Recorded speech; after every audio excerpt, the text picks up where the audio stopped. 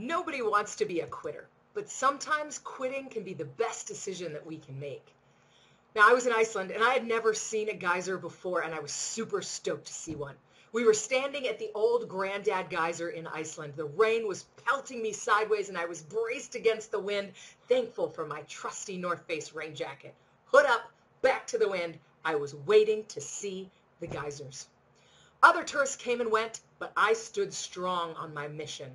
Friends from the yoga retreat approached. Did you see it yet? Nope, I replied, but I'm going to stay right here until I do. She looked at me and she said, have fun.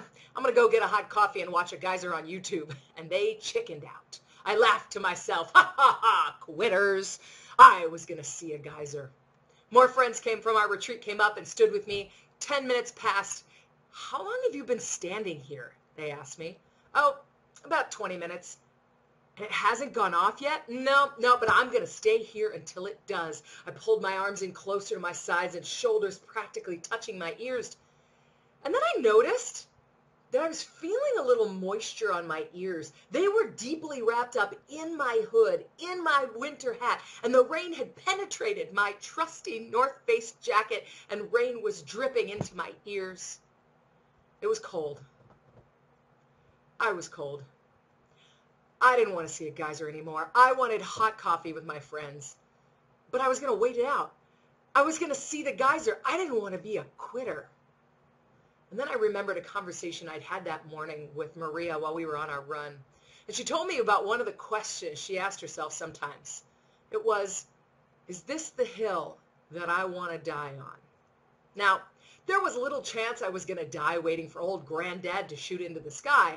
But was I now being stubborn just for stubborn's sake? Was it really worth it?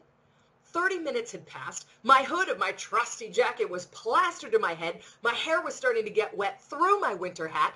I was done. I had waited long enough. It wasn't worth it.